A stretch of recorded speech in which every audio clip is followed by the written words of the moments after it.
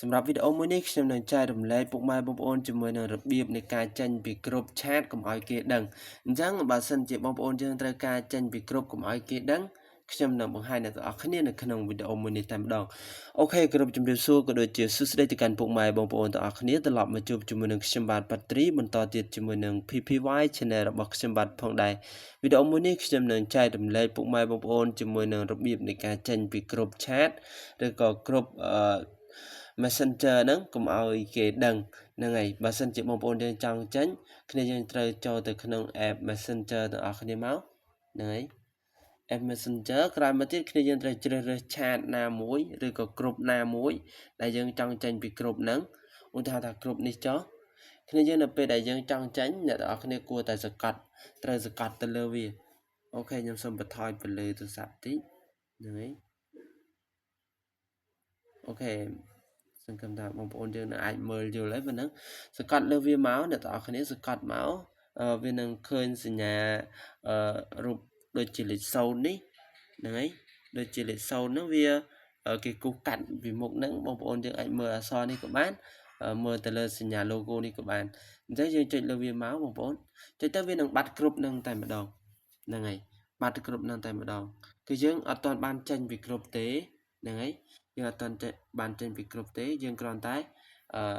ដូចជាយើងបានលុបគ្រប់នឹងអញ្ចឹងនៅពេលដែលគេឆាតមកអីគឺអត់ឃើញទេនៅក្នុងគ្រប់នឹងអញ្ចឹងដូចយើងចេញបាត់អញ្ចឹងតែយើងអត់ទាន់បានចេញពីគ្រប់នឹងទេតែយើងដូចបានចេញអញ្ចឹងអូខេអញ្ចឹងបើសិនជាគេឆាតអីមកឬក៏គេផ្ញើអីចូលក្នុងគ្រប់នឹងគឺយើងអត់ដឹងទេអញ្ចឹងនេះគឺជារបៀបនៃការចេញពីក្រុមអញ្ចឹងបើយើងចង់ឃើញវិញគឺយើងត្រូវចូលកន្លែងសញ្ញា tray 3នេះក្រោយមកទៀតអ្នកទាំងអស់គ្នាចូលកន្លែងរូបសម្រាមនេះបងប្អូនធុងសម្រាមហ្នឹងយើងចុចលើវាមកហើយយើងមើលគ្រប់ណាដែលយើងទៅតែចេញហ្នឹងហើយអូខេវានៅខាងលើគេហ្នឹងអ្នកទាំងអស់គ្នាចុចលើគ្រប់មកអូ sorry មិនមែនចុចលើគ្រប់ទេអ្នកទាំងអស់គ្នាចុចសកាត់លើវាមកហើយចុចសញ្ញាព្រួញរូបធុងសញ្ញារូបធុងសម្រាមសញ្ញាព្រួញពណ៌សញ្ញាព្រួញឡើងលើហ្នឹងបងប្អូននេះយើងចុចលើវាមកវានឹងឃើញគ្រប់នឹងវិញធម្មតានៅក្នុងឆាតរបស់យើងហ្នឹងហើយនេះគឺជារបៀបនៃការចេញពីគ្រប់កុំឲ្យគេដឹងធម្មតាបងប្អូនយើងនៅពេលដែលគ្នាយើងចង់ចេញពីគ្រប់យើងត្រូវចូលក្នុងគ្រប់ជាមុនសិនក្រោយមកទៀតអ្នកទាំងអស់គ្នាចុចលើឈ្មោះគ្រប់មកហើយអុសខាងក្រោមអ្នកទាំងអស់គ្នាឃើញពាក្យថា live chat នៅពេលដែលយើងចុចទៅលើវាមកវានឹងចេញដោយស្វ័យប្រវត្តិតែម្ដងប៉ុន្តែបើសិនជាយើងចង់ចេញកុំឲ្យគេដឹងគឺយើងត្រូវធ្វើតាមវិធីដែលខ្ញុំបានបង្ហាញមិញហ្នឹងនេះគឺជារបៀបនៃការចេញពីគ្រប់កុំឲ្យគេដឹងនៅក្នុង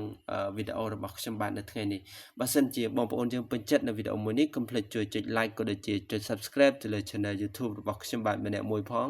ដើម្បីទទួលបានវីដេអូថ្មីៗនិងបទពិសោធន៍ខ្លីៗពីខ្ញុំបាទផងដែរអរគុណច្រើនដល់អ្នកគ្នាសម្រាប់ការតាមដានទស្សនាវីដេអូមួយនេះពីដើមរហូតដល់ចប់ជួបគ្នាវីដេអូក្រោយទៀតជាមួយនឹងខ្ញុំបាទផងដែរ